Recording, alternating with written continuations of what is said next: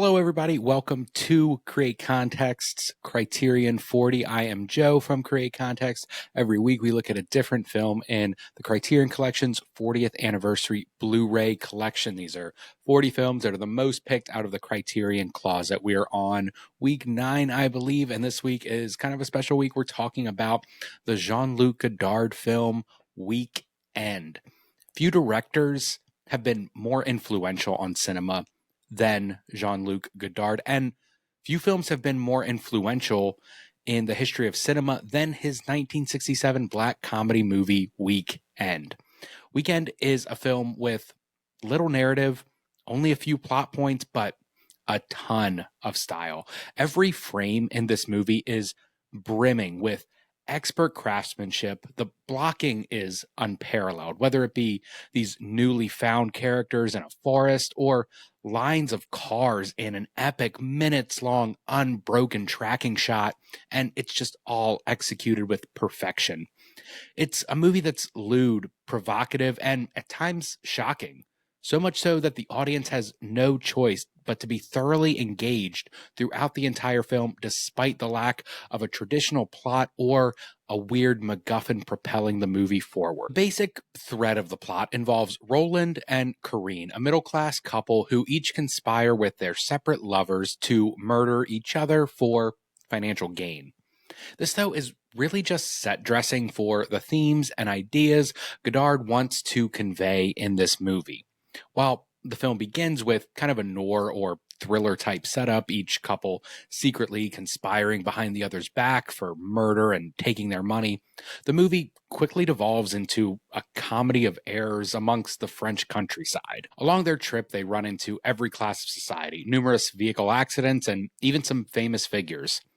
Everything in the film, though, is really just a metaphor. The car crashes, the famous literature characters, the multitude of social classes, they all work together to tell an idea rather than a story. In a lesser films, these ideas would drag or come across as pretentious, but Godard has such a handle on his ideas and his themes, and most importantly, his technical artistry, that the whole thing works in a way that few films could ever even come close to replicating. Rather than go through the beats of the story, I'd rather just focus on some of my favorite parts of this movie. Some of the reasons why I think this is a masterpiece. This is the 4th or 5th time I've seen this movie. I'm not super well versed in French New Wave movies, but obviously, like this one, Jules and Jim, Breathless, these are movies that are kind of like standard movies you have to watch, when you start getting into film and people mention French New Waves, they always bring up these movies. So I've seen this one a few times, and I just wanted to talk about why I think this movie is such a masterpiece and why it's so well regarded by other industry artists. The Criterion 40 is a collection of the most picked movies from their Criterion closet. Obviously, this is one of those most picked movies, and I just wanted to look at a few key points in this movie and why I think it's so important. The first I want to talk about is a scene early on in the film where Corinne describes a dream or maybe something more to this unknown man. The scene is lit in this dim room with both characters appearing without color at first. It almost looks like it's black and white. This whole scene is scored with these high-pitched strings and these menacing tones. It's a lighting and a music choice that immediately makes the audience feel uncomfortable. The lack of comfort continues on as she explains in this weird clinical detail the lurid details of her most recent tryst, a threesome involving everything from a strategically placed egg to a saucer of cat's milk. The scene here is brilliant for a few reasons. First, I would say the blocking. Each character is placed in these intimate but also clinical ways. You see the man framed kind of in the center of the frame, looking directly towards the camera, and she is off just to the side, but still very close to him, but you can tell that there's some separation between them, and it's so dark, so you can't really see their faces or their expressions as she's explaining all of these lurid, lewd acts that she's gone through. The way Corinne speaks is also devoid of any emotion. She explains everything so matter-of-factly to an equally unfazed man. This was the 60s, a time of drugs and free love, but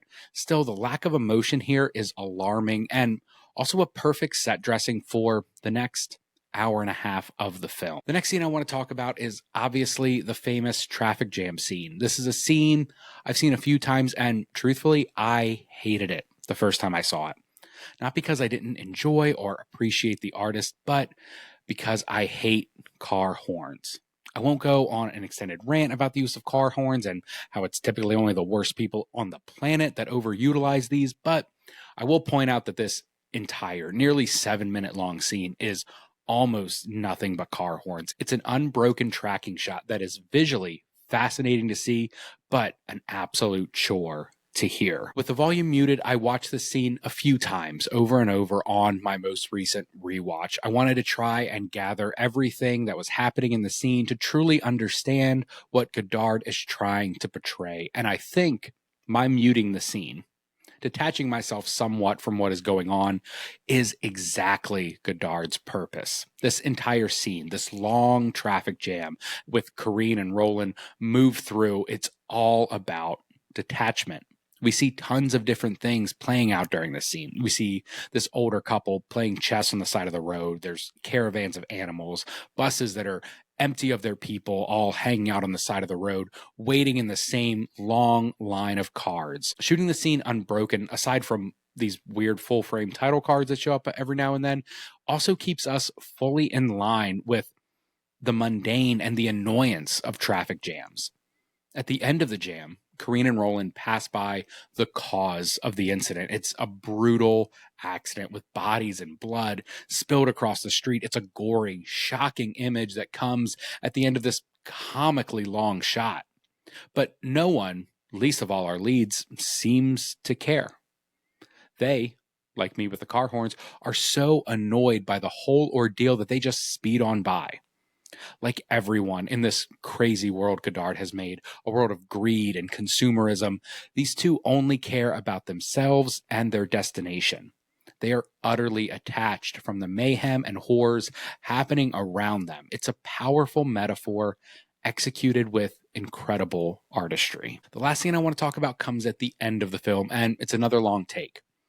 After Corinne and Roland go on their exodus, they end up captured by a group of radicals and taken away to their encampment, I suppose, in the forest. This group has resorted to violence, anarchy, and even cannibalism in order to survive. It's a representation of the breakdown of society, a society that Corinne and Roland have detached from the whole film. So detached that they didn't even notice society crumbling around them. The scene I love happens right after they are captured. The camera stays planted, capturing 3 different subjects: a man playing the drums, a nude person stretching in front of a tent, and a group of captives being taken into frame. They come from the left and move over to the right of the frame, kind of walking in between the drummer and, in the background, the nude man in front of the tent. The camera then slowly moves, revealing the captives being taken to a butcher. He's told by leader, I suppose, of the group, what he can do with a woman before he cooks her and then is off. The scene reinforces both the idea of a collapsing society, but also the detachment that's been rampant throughout. The new world that's formed, a new regime, it's still just as detached as the wealthy and middle-class folks who plunge them into it. And what we see in that scene, with it being framed this way, with the drummer in the foreground, the nude man in the background, and them coming into frame, and then the camera slightly turning to show this butcher murdering people to cook later, shows how quickly everything can devolve around us when we're not looking in the exact right spot. As soon as the camera moves, our detachment is gone, and we can see exactly what's been happening outside of our purview. But we've been so fascinated with everything on in front of us. We're so detached from everything that we didn't see the real horrors happening right next door. Jean-Luc Godard is a master filmmaker, and Weekend may be his boldest and best project. He ends the film with the words, "The end of cinema," to denounce the current state of films at the time. Godard was done with normal narratives and MacGuffin-driven plots and easy-to-figure-out mysteries, the thing that propels Hollywood movies now. He wanted his work to mean something. He wanted to say something, and it did. Weekend is an amazing film and one worth studying. It shows even now how comfort leads to detachment. Being able to live in a comfortable world, having the ability to afford nice things, and not worrying about basic needs leads to a lack of empathy, a detachment from the world around you. So much so that you may not even be able to see when the world finally begins to crumble right out of frame. Thank you guys so much for hanging out and watching the Criterion 40. If you like this, please give us a subscribe. That'd be super cool. We're going to be back on Friday with a weekly movie minute on Opus. I'm very excited about that movie, and I will see you guys next time.